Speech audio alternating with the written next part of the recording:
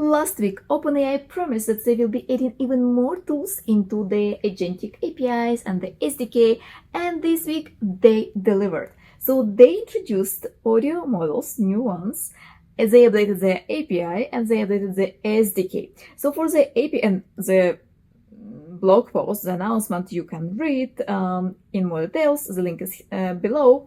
And to test the API, the best place to go is to go to OpenAI FM. Over here, you can play with the voices, with the vibe, how the voice sounds, what is the energy, and so on. And you can try out the code for either Python or JavaScript or curl, and you can send those requests and see how it works. So it's amazing. However, what I wanted to show to you today and kind of explore is the changes to the SDK and how we can use these new features with OpenAI Agents SDK, which is still Python. Nothing against Python. However, I'm waiting and looking forward to the JavaScript version of this SDK. Maybe let's start with a demo. So there are some examples which they shared on the OpenAI documentation page, as well as an example you can find in the examples over here. And I actually just took the example for static stuff, played with it a bit, kind of adjusted so that it runs on my machine. And here I am. So before we look into the code, let's test it out. Tell me a joke.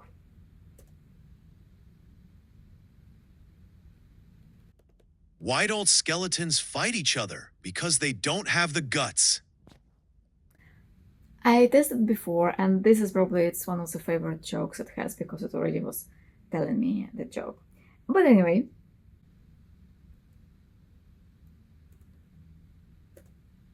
cuéntame un chiste.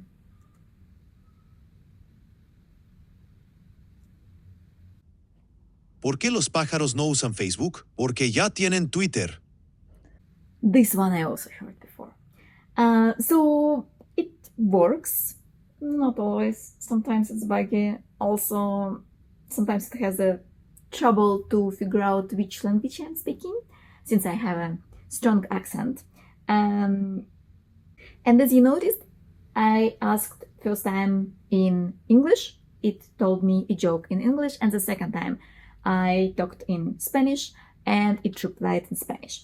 And that's because the agent is instructed to do so. So our agent in this small application is instructed to reply in Spanish if the person talks to it in Spanish. But let's look, starting from the main function. So over here, we are creating a voice pipeline. And the voice pipeline, and this is from documentation, it's a class that makes it easy to turn the agentic workflow into voice application. So we pass the workflow to run. So we define here a workflow. And then the pipeline takes care of transcribing input audio, detecting when the audio ends, which is a challenge on its own.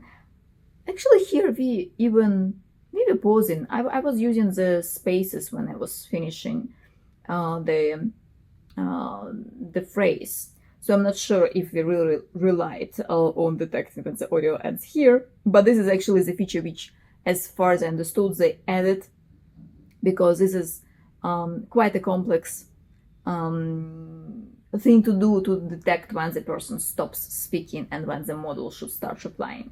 Then calling the workflow at the right time and turning the workflow output back into audio. So they actually gave, I think I saw somehow the diagram. Did I already close it? Oh yes, here it is. So how it all works, we produce some audio input, then it goes into the voice pipeline. So technically it transforms the audio into the text, and then we perform some kind of manipulations on that, and then the text is then transformed into speech, and then we get the audio output, and then we use models for the transcribing and for the text-to-speech. And those models, which are, at least in this demo, I was using those models from OpenAI. So how it looks, here we define the workflow, then we can define also the configuration. This actually didn't really work for me, and also sometimes it actually hangs, so I have to kind of kill the terminal, start from the scratch. So I give up after some time. But once I start adding some configuration here, it starts complaining that workflow name is missing or something else missing. But here actually is what we can add the information about what is the voice, what are the instructions. And if you look at the code from the library, close this one. So we have here the TTS model settings, and here you can actually define the voice, the same like types of voices which you have if you go to OpenAI to this selection. And also here we can describe the voice, how it should sound, what will be the pronunciation, and so on. And this is the same what you can define through this TTS model settings. However, I really couldn't do it. It was really failing for me. Maybe I'm doing something wrong, and please point it out. So, but for me, I tried just put the configuration and then put those properties. So we define this pipeline. Then what we do, we use the audio input. This is a function from the SDK, and we somehow record audio. So I think this is, and I'm not a Python person, but this seems to be really cool feature. I didn't know that it's so easy to record an audio through the terminal in Python. Amazing. So here we are using cursors library to record an audio. So with a press on the space bar, we start recording. With another press on the space bar, we stop recording. So really cool. I mean, I'm impressed that it's kind of not a big amount of code, and you can record the audio. Python is amazing after all. And then we give that audio input into the pipeline and tell it to run it.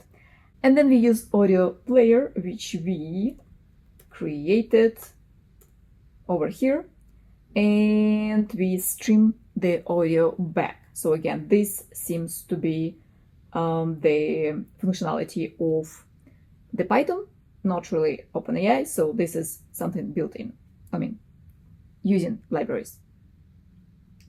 And we are streaming then the result, which we get from the pipeline. And if the event of the type voice stream event audio, then we are adding that audio into the player. And if the event type is voice stream event lifecycle, so any, I guess, like other types of events, we are just printing out this event. And that's it. So this whole thing works, of course, obviously, to take care of the audio, to record the audio, to bring it back. This is responsibility of the application.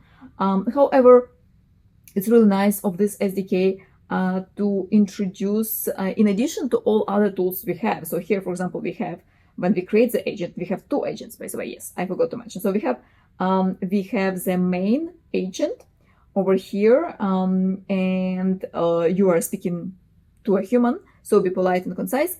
If the user speaks in Spanish, hand off to the Spanish agent. So here we actually say that there are handoffs, and we have also Spanish agent. And in the Spanish agent, we ask to speak in Spanish.